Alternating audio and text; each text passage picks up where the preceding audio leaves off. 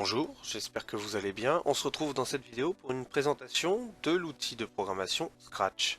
Scratch, c'est quoi? C'est un outil de programmation très simplifié qui nous permet de créer des choses de façon assez simple sans pour autant connaître la programmation. On peut l'utiliser en ligne ou tout simplement sur son ordinateur avec le logiciel. Il s'agit d'une création interactive où on peut créer des jeux, des animations de façon très facile et ça a été créé par le MIT. Il s'agit d'un outil de programmation ludique, avec une programmation très simplifiée. Il n'y a pas besoin de connaître le langage de programmation et taper des codes comme dans les autres langages, avec un système de blocs, un petit peu comme à l'image des Lego, avec des colorations qui permettent très simplement de se repérer dans les éléments et de s'habituer, et une interface très intuitive, qui est faite pour tous les âges. Cette version-là est utilisable à partir de 8 ans. Il existe une version junior, utilisable à partir de 5 ans. C'est quelque chose de fait pour les débuts de la programmation. Il y a deux façons possibles d'utilisation. Il y a la version en ligne et hors ligne, c'est-à-dire soit sur votre ordinateur, soit sur Internet. Nous allons comparer les deux.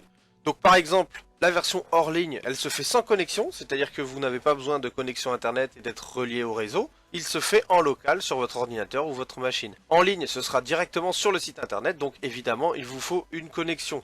D'un côté, nous avons du coup un logiciel installé sur un ordinateur ou une machine, et de l'autre côté, une création directe en ligne avec aucune installation nécessaire.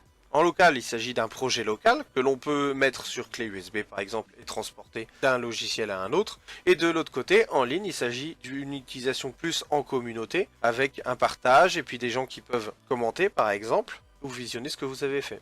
La création est interactive avec des catégories qui possèdent un code couleur qui permet de les différencier même dans le code en lui-même. Un résultat instantané, parce que vous avez un aperçu sur le côté qui vous permet de voir ce que ça fait en temps réel, c'est-à-dire qu'au fur et à mesure que vous programmez, ça s'adapte immédiatement. Vous pouvez soit mettre une programmation très simple, soit faire quelque chose de complexe. Il y a des créations en ligne visionnables qui sont vraiment très compliquées et vraiment abouties. Et vous avez du coup des possibilités énormes pour beaucoup de choses, que ce soit en animation, même en petits jeux, ou alors en utilisation programmation. Faisons maintenant un tour du côté de l'interface. Nous avons, comme la plupart des logiciels, une barre de menu. Ensuite, sur le milieu, vous avez plus des onglets qui permettent de gérer le programme, l'apparence ou alors la partie sonore et audio. En dessous, les catégories dont on parlait tout à l'heure avec un code couleur.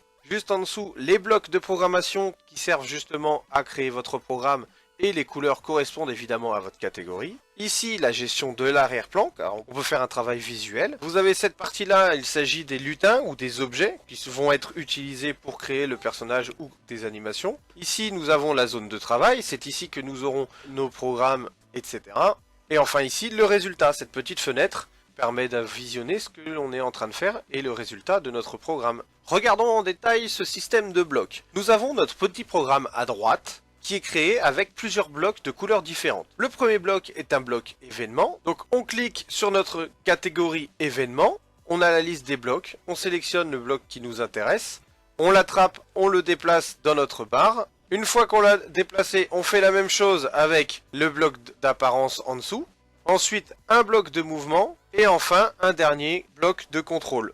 Cet assemblage de blocs permet de créer une programmation, c'est-à-dire que ces 4 blocs-là ensemble permettent de créer une animation ou en tout cas une interaction et quelque chose de programmé. C'est ce qu'on appelle un programme. Donc par exemple, on a en premier le départ du programme qui va démarrer lorsqu'on appuie sur la barre espace. Ensuite, un bloc qui permet d'afficher un message pendant 2 secondes. Ici, le message « Je vais avancer ». Ensuite, un bloc de déplacement qui va permettre d'avancer notre lutin ou objet ici de 10, mais on peut changer la valeur évidemment.